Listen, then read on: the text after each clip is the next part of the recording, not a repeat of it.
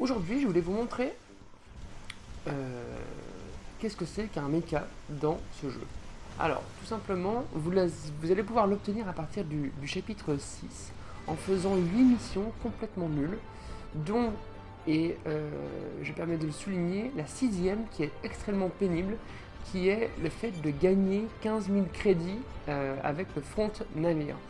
Ceux qui ont beaucoup de mal avec cette mission, je leur conseille tout simplement d'explorer la map un maximum pour débloquer des zones qui s'appellent points de vue ou zones secrètes. Je pense que ça vous est déjà arrivé en allant complètement par hasard dans le jeu.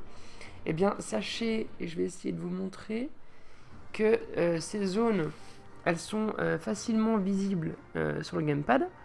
Et une fois que vous cliquez en fait sur l'une des zones, comme je vais faire maintenant, vous avez... Ah zut, j'ai un combat qui arrive là. Bon, j'arrive. C'est qui me... Je sais même pas qui est en train de me tuer là. On va juste se casser. Histoire de pas péter notre beau mecha. Alors l'avantage c'est qu'il est extrêmement rapide, hein, comme vous pouvez voir. Ce qui fait que maintenant on s'échappe très facilement. Parce qu'on peut se transformer en voiture moto, comme ça là. Alors la mienne elle est un peu déformée parce qu'il y a plein de trucs dessus, mais voilà, ça permet comme ça de visiter les maps extrêmement rapidement. La touche de saut, bah, déjà qu'avant avec la pesanteur on sautait très loin, bah là je vous laisse imaginer, regardez, on va faire des sauts de géants. Bon, on va essayer de pas mourir, ça veut dire qu'on va essayer de se mettre par là. Voilà, donc j'étais en train de vous dire que cette mission-ci c'est très très relou, et en fait pour la réussir c'est assez facile quand on a compris. Vous avez en fait des repères sur la carte en cliquant sur les différentes maps. Vous allez voir ressources exploitables, lieux à visiter, soutien de combat, bénéfices, production, etc. Ça c'est quand vous cliquez sur la sonde de votre gamepad. Eh bien, lieu à visiter, trouver, quand il est supérieur à 1, 2, etc. et que vous avez déjà trouvé, donc vous avez par exemple, vous voyez qu'il y en a 0 sur 1, et quand vous le trouvez, il y en a 1 sur 1, là vous mettez une sonde de recherche. Je crois que ça s'appelle comme ça, attendez, je vais quand même trouver. Sonde de recherche. Et vous faites ça avec tous les sites que vous avez trouvés. Et là, vous allez gagner beaucoup plus d'argent. Alors le mieux, c'est quand vous faites ça, et qu'à côté, en plus, vous copiez cette sonde. Avec une sonde de copie que vous avez dû avoir, j'imagine. Bon, bref, je me disperse. Alors, je vais vous montrer un petit peu comment ça se passe avec ce mecha. Avec la touche L3, elle vous permet de vous transformer, tout simplement. Bon, c'est assez rapide à faire. Et vous appuyez une fois sur la touche et clac, d'un coup on se transforme. Comme ceci. Rien de plus facile. Une fois que vous êtes transformé en véhicule, ça va de plus en plus vite. C'est pas Elite Dangerous non plus, mais clairement, parfois c'est très compliqué de réussir à manipuler son truc, surtout dans les montagnes. La touche Y vous permet, hop, de sortir tel un œuf d'une poule, ou plutôt, bref, et de pouvoir débloquer des trucs sur le terrain, parce que sans sortir, on ne peut pas débloquer les trucs. Alors attention, parce que parfois, les ennemis attaquent le mecha, mais parfois, ils n'attaquent pas l'humain, et parfois vice-versa. Donc quand vous sortez du véhicule, faites attention qu'il n'y ait pas trop d'ennemis, parce que parfois on se fait surprendre. Alors, je voudrais essayer d'explorer avec vous une zone que j'ai pas faite, qui est celle-ci. Alors on va essayer de tracer tout simplement. Bon alors cette moto est super pratique, hein. Comme vous pouvez voir, ça va extrêmement vite.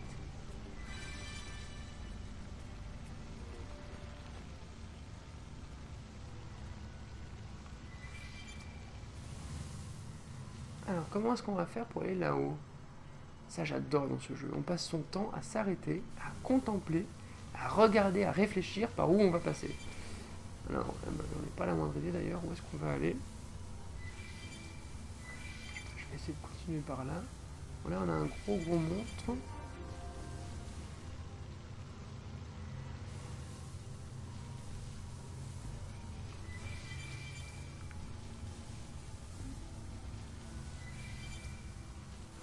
On va essayer de passer à toute l'Inde à côté. Bon, l'araignée, c'est pas très grave. Ah, attendez, est-ce que je peux faire le tour par là? Ah, apparemment oui. Ah, c'est peut-être ça la solution. Voyons voir.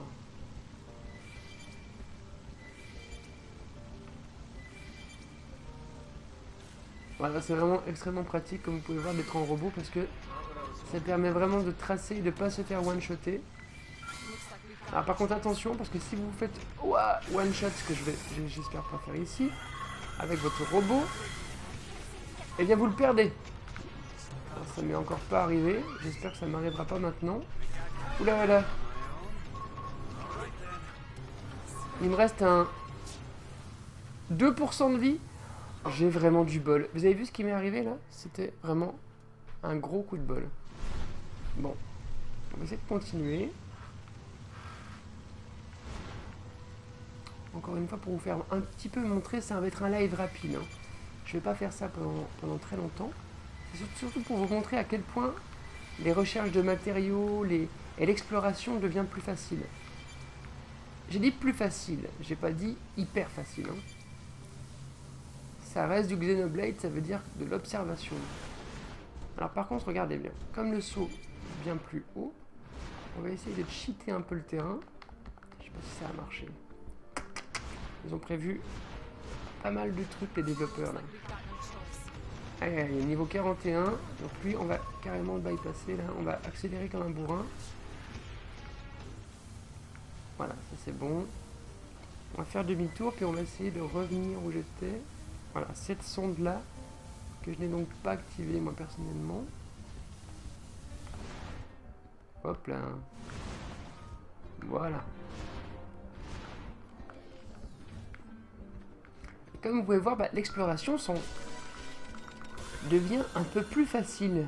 Parce que entre vous et moi, c'était un peu relou de se faire one-shotter à chaque fois. Attends, je reviens toujours pas comme j'ai eu de la chance juste avant là. Vous avez vu ça, ma barre de vie?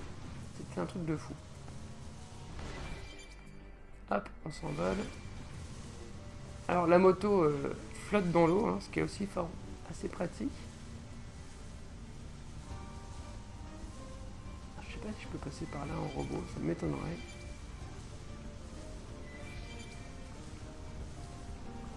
Et on va essayer d'avancer. Un petit peu par là. On va voir si on peut continuer par là ou si ça va me faire tomber dans des profondeurs inexpliquées. Oula, là, voilà, il vaut mieux s'arrêter, parce qu'en moto, c'est un peu la galère. Et on va essayer... Bon, apparemment, c'est pas encore le bon chemin. Je vais trouver ça, c'est pas mal. Ça me donnera certainement une nouvelle sonde. Ah non, même pas. Vous voyez, lui, là, il me cherche pas de noises. Si je passe dans le vaisseau, il me cherche des noises directement. Parce que le vaisseau a ses propres ennemis. Oulala, un niveau 30 qui a déjà one-shoté pas mal de gens que vous pouvez voir. Il a une couronne dorée.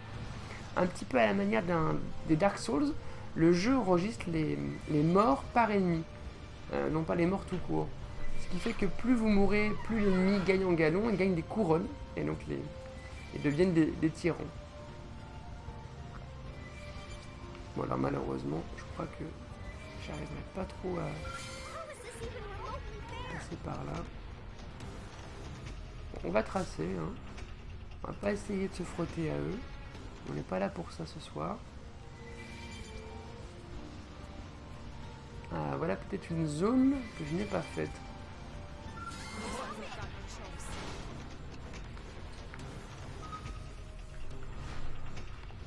Alors vous avez vu, c'est très drôle parce que d'un coup, on se retrouve 2 fois plus gros qu'eux.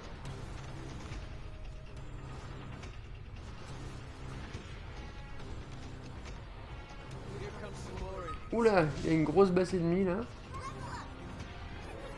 Forteresse de Jawad. Bon, on va se la jouer safe. Je vais plonger là-dedans. Et je vais accélérer comme un gros bourrin. Voilà, tout simplement pour me... C'est moi ou l'ennemi est en train de... Ah voilà, c'est bon. Comme vous pouvez voir, c'est beaucoup plus safe. Ah, j'ai pas dit plus facile. Une chose qui m'est arrivée, c'est de casser mon skills. Alors, comme j'ai trop pas envie de de le péter, de le repayer, etc. Ce que je fais, c'est très simple, c'est que je reboote la console. Parce que si vous ne sauvegardez pas, eh bien vous avez des points d'ancrage. Là par exemple, regardez, je vais sauvegarder, parce que j'ai fait plein de trucs. Et si mon scale se pète, eh ben, comme un gros lâche, je vais revenir sur cette sauvegarde. Tout simplement parce que j'ai pas envie de tout recommencer, quoi. Ça me paraît logique.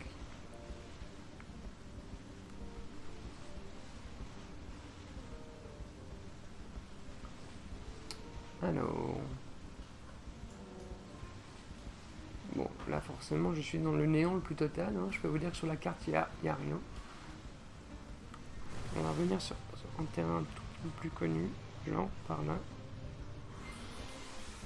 Et on va essayer d'explorer cette zone. Encore une fois, hein, ce live va pas durer très longtemps, c'est vraiment juste pour vous montrer les bases du Scales et du robot. Je vais également vous montrer un combat, comme ça vous allez pouvoir voir comment ça se passe. Tiens, ben voilà. Prenons cet ennemi. Alors, exactement comme quand vous êtes sans le robot, vous loquez et vous visez. Vous avez des arts qui sont différents de votre personnage, avec des combos qui sont assez similaires. Alors, ce truc d'immobilisation est très pratique. Regardez, ça m'active des cris de guerre extrêmement rapides, avec un maximum de buff. Ceux qui connaissent reconnaîtront également que la musique est différente. Mais alors il y a un problème, pour l'instant je n'ai pas encore identifié, c'est que je suis beaucoup plus lent dans les combats. Un niveau 25 là, dans le niveau 27, je pense que je l'aurais défoncé depuis longtemps. Et finalement je passe plus de temps pour l'instant en robot que sans robot. Je vais également vous montrer un peu les vues de cockpit. Alors elles sont aléatoires, mais elles se déclenchent généralement assez facilement. Vous allez voir que c'est assez chouette. On a l'impression d'être dans Gundam ou Evangelion, pour ceux qui connaissent. Je vous avoue, je connais pas Gundam, j'ai jamais regardé la série, mais... Alors que pourtant, je suis un gros fan de mecha. J'ai été élevé à Pat Labor, que voulez-vous. Salut Krusty Croc, bienvenue sur le live. Alors je suis désolé, ça va être un live très court, hein, parce que je fais juste un petit cours de mecha ce soir. Alors regardez, j'immobilise l'ennemi, et là les buffs défilent. C'est parti, hop, un buff, deux buffs, trois buffs, ça s'arrête pas. Allez, ça c'est fait, on a pris un maximum de points. Je vais essayer de faire monter mon niveau, tout simplement, vous allez voir pourquoi. Je voudrais déchaîner le mode furie du robot.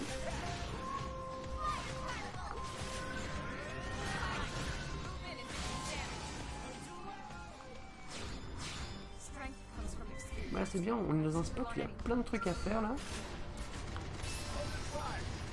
On va y arriver, regardez. Regardez la jauge verte. À droite, de Grosse Nami, qui est le nom de mon robot. C'est le nom de mon chat en fait. Mais... C'est parti, vous allez voir, là ça va péter. Ah bah non, je l'ai whiffé comme un débile là. C'est pas possible ça. Chauve-souris niveau 26, je galère avec elle. Hein. Le robot que j'ai, je l'ai entièrement customisé. Ça veut dire que les couleurs, les reflets, la couleur des lumières, tout est customisable. Et là, je me suis vraiment régalé parce que le premier ressemblait à rien du tout. Donc du coup, regardez, je lui ai mis plein d'options. Il a trop la classe, quoi. C'est un vrai gros mecha à la japonaise. Alors, on va essayer de défoncer ça parce qu'en fait, c'est très bien pour mon équipe, là. Enfin, pour mon escouade.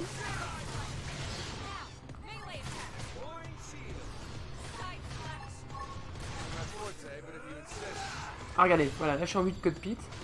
Malheureusement, on voit pas grand chose parce que l'ennemi est minuscule et il est en dessous de moi. C'est chouette, hein? C'est super chouette.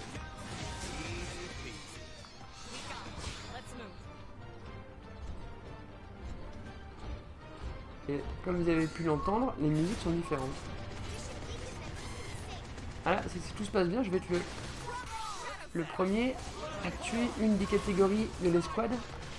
Allez, on immobilise, on lui met une bulle autour, et c'est parti. On déclenche les différents buffs. Je répète, il faut être dans le cercle blanc pour appuyer sur le bouton B et pouvoir avoir les buffs qui le déclenchent au niveau parfait.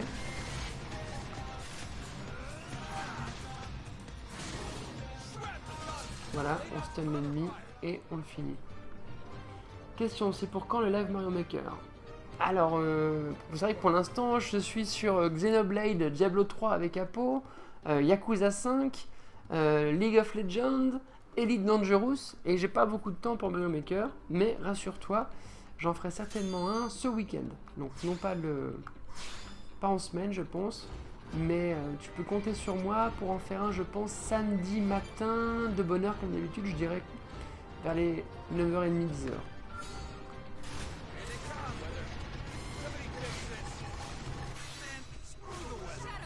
Et toi, Krusty Croc, est-ce que tu as craqué pour la folie Xenoblade?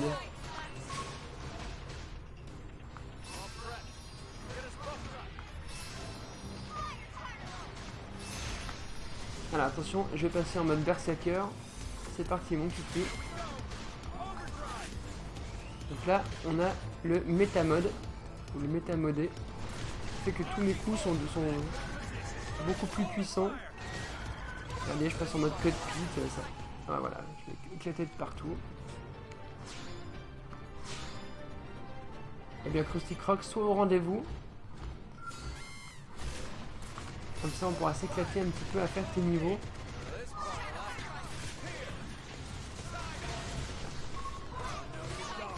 Allez, on l'immobilise.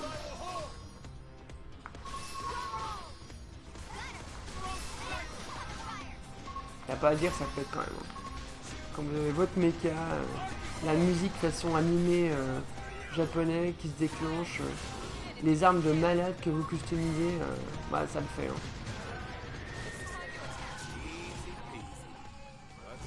N'est-ce pas? Pas mal, hein? Bien, et bien c'est sur cette magnifique vue, terrain et soleil pas encore couchant puisque c'est le matin, soleil naissant, que je vais vous quitter parce que c'est l'heure quand même d'aller manger.